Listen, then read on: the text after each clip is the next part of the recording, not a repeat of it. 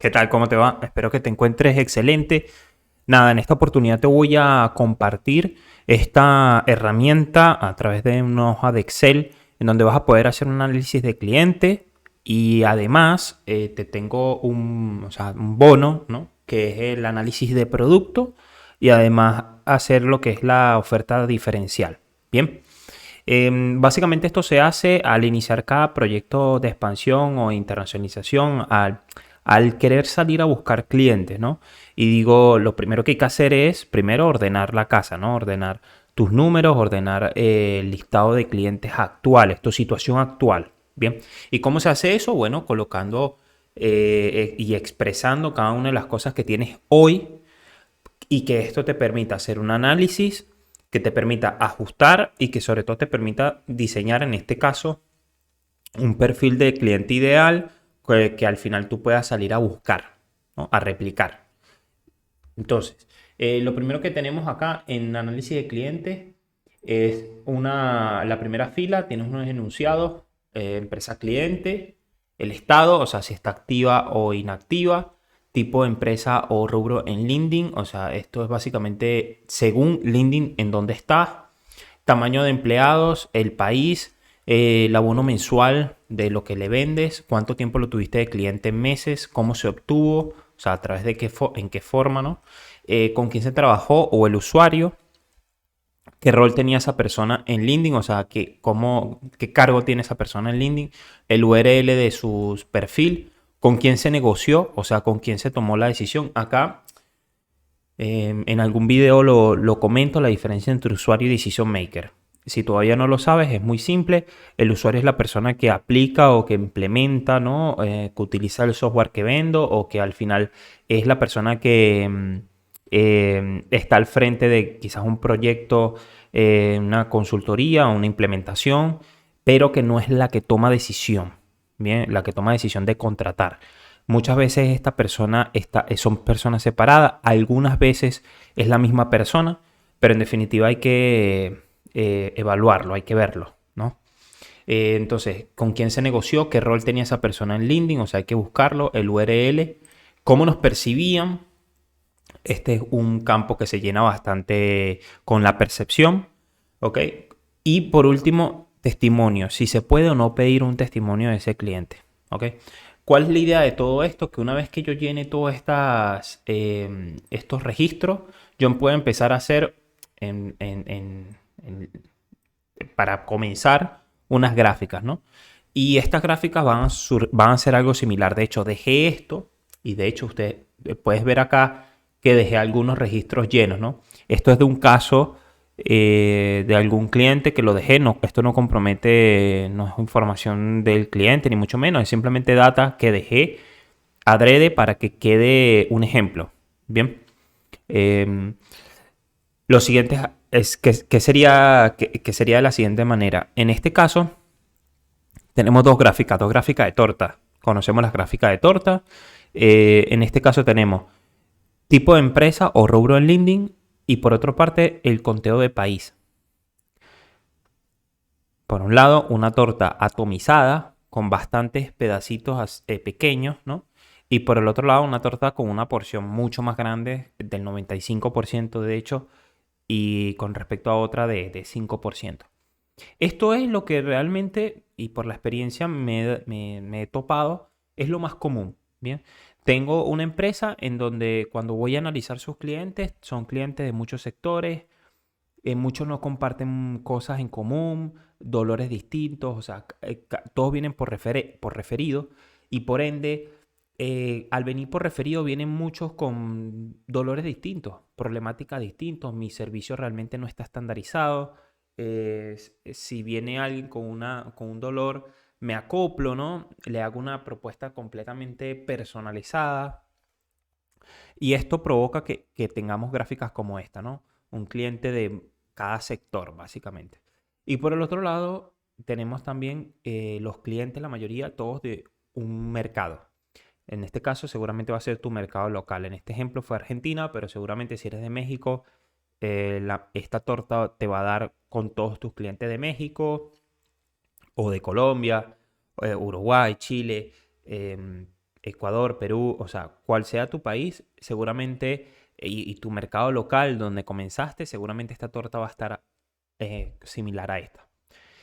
¿Por qué traigo este ejemplo? Porque este es el ejemplo más común de cómo se empieza, pero también es el ejemplo de hacia dónde vamos a ir. Y vamos a ir a invertir estas tortas. ¿Ok? El objetivo es muy simple. En un programa de expansión y de internacionalización, el objetivo es muy simple. Es invertir estas tortas. Es en sectores hacer menos porciones más grandes, o sea, en otras palabras, buscar sectores en específico, ¿ok? Yo voy a especializarme. El crecimiento viene de lo particular a lo general, no de lo general a lo particular. Ojo con eso. Y por el otro lado, acá lo que voy a hacer es buscar diversificar, buscar atomizar esta torta. Entonces yo lo que voy a hacer es, en vez de tener un solo mercado, voy a buscar diversificar riesgo, diversificar mercado. Bien.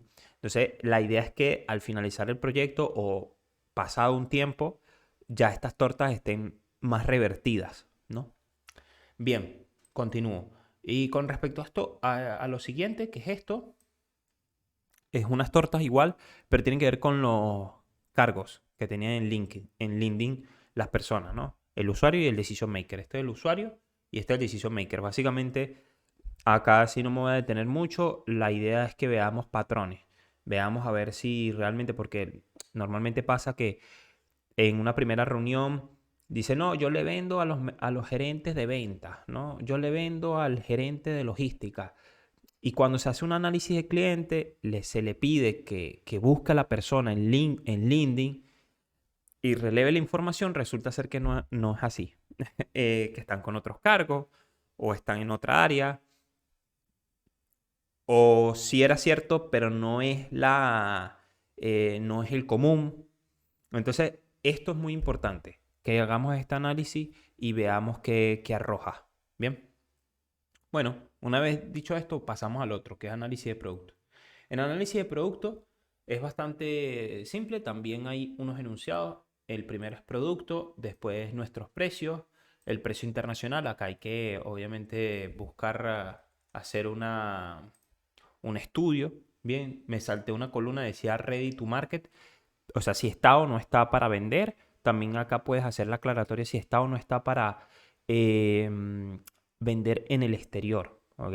Quizás yo tengo un producto o un servicio que necesita sí o sí de la presencialidad y no puedo vender afuera, que es mi objetivo, por ejemplo. Entonces, acá es justamente la columna en donde yo aclaro qué es lo que sí puedo salir a vender en los mercados objetivos, ¿no? ¿Cuál es mi margen? Sigo. ¿Cuál es mi margen? ¿Quién es el buyer persona? Las industrias. ¿En qué consiste? Bien. ¿Qué se le vende? O sea, o deseos reptilianos. Esta columna es bastante importante. Acá esto es algo que yo incorporo siempre, que es el deseo reptiliano. El deseo reptiliano lo puedes googlear. Es muy sencillo. Básicamente lo que dice es que justificamos todas las decisiones de compra eh, con deseos del cerebro reptiliano, ¿no? Deseos que no están quizás a la vista, pero que detrás de, como te digo, detrás de todo, de toda acción de compra hay una justificación. Un ejemplo, el que compra Rolex no compra un reloj por ver la hora, compra para dominar, para tener poder sobre los demás.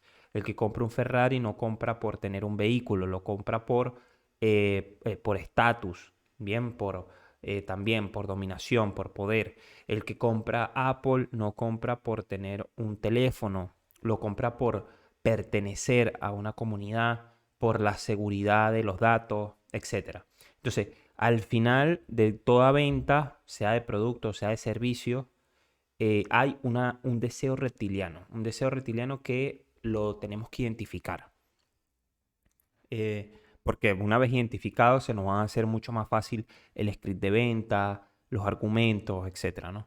Después, ¿cómo se vende? O sea, por qué canales estamos vendiendo, en dónde lo queremos vender, el tiempo de venta promedio, esto es muy importante, probablemente no lo tengas, pero créeme que es muy importante tenerlo, el tiempo promedio. ¿Quién lo vende dentro del equipo? promedio de las últimas 3 reuniones, de las reuniones 1 en los últimos 3 meses. También importante a ver si se están generando o no oportunidades. Y el flow comercial. El flow comercial es muy simple, o sea, acá lo que colocas es por arriba, más o menos cuál es el flujo, ¿no? Mira, para poder vender esto, yo voy a una primera reunión, después lo llevo a una demostración, después le mando la propuesta comercial y después le hago una segunda reunión o vamos a negociación, etc. O sea, ¿cuál es tu flow comercial? Dicho por arriba, ¿sí? O sea, sin tanto detalle. Bien, ese es el segundo punto, el segundo ejercicio, análisis de producto. Y el tercero es la oferta diferencial. La oferta diferencial es un ejercicio que también se hace y tiene varios objetivos. Ya identifiqué mi cliente con el primer ejercicio, que es análisis de producto, de cliente, perdón. Análisis de cliente y con eso puedo identificar o me va a servir para empezar a identificar mi cliente ideal o el cliente al que voy a ir dirigido, ¿no? Después podemos hacer otras especificaciones. La segunda hoja, análisis de producto. ¿Qué voy a vender? Ahora esta tercera hoja lo que me va a decir es cómo me voy a diferenciar, ¿no? Y esto viene en los scripts de las llamadas, en los templates que utilizo para los mensajes, también digamos, la línea de comunicación que utilizo en mi página web o en mi sitio web, en las redes sociales, o sea, todo lo que yo haga para comunicar lo que yo vendo nace de este ejercicio. Es muy simple, hay preguntas y vas colocando las respuestas. ¿Cuáles fueron los clientes más importantes que tuve o tengo? ¿Cuáles son sus características, tamaño, sector? ¿Qué tienen en común? Decía, ¿qué problema le solucioné? ¿Qué mejoró en sus procesos? ¿Cuáles son los objetivos y dolores de mis clientes? Si tuviese que definir la empresa en pocas palabras, ¿cuáles serían? ¿Y qué le diría a un desconocido sobre nuestra empresa? Cuando digo un desconocido, no es una persona que no conozca, sino un desconocido incluso del sector, ¿no? Del área. O sea, si le tendrías, vamos a decir, si le tendrías que explicar a tu abuelita, ¿no? O a tu abuelito, qué haces, ¿no? Hoy. Una persona o una persona en general que no conozca del sector que haces y en el que estás trabajando, ¿no? Y por último hay 3 preguntas que de hecho fíjense cómo están ahí, fíjate cómo está más oscuro, porque son las centrales realmente. La primera, ¿por qué elegir tu empresa y no otra? ¿Qué crees que es lo que te hace diferente? Después, ¿qué vendo código reptil? Lo mismo que te había dicho anteriormente, pero por producto, ahora es por empresa. ¿Me explico? O sea, tú como empresa, ¿qué vendes en código reptil? Bien. ¿Y a quién le vendo? Importantísimo. Justamente con la primera hoja haces un perfil de los clientes actuales. Ahora, ¿a quién le vendo? Trasciende un poco más de simplemente decir, le vendo a gerentes de logística o simplemente datos demográficos. No me refiero a eso. Hay que ir un poco más allá, o sea, qué tipo de persona es, qué dolor tiene, sin caer tanto en la especificación como hacer un perfil de customer, del perfil ideal de consumidor, pero sí dando algunos indicios. Bien. Bueno, por último, hay una hoja que está acá que no la oculté, se llama listas. Es simple, la primera columna es los sectores de LinkedIn. LinkedIn tiene sectores, para que lo sepas. Es muy importante saber esto porque acá donde se utiliza para segmentar, para saber a dónde puedes apuntar, etcétera, etcétera. Acá está un poco los mercados, los tamaños, según LinkedIn también. Canales. Esto acá te dejo algunos canales que puedes utilizar para conseguir reuniones. Tengo un video explicando más a profundidad esto. Si lo deseas, me escribes aparte. O sea, si no lo has visto. Y los códigos. Mira, acá están los códigos reptiles de los que te hablaba, ¿no? Es dominación, poder, control, trascendencia, exploración, libertad, placer, pertenecer, reto, unión de la tribu o familia, seguridad y reconocimiento. el último. Bueno, eso ha sido todo. Espero que te haya gustado. Si tienes alguna duda, escríbeme y nada, nos vemos en la próxima. Chao, chao.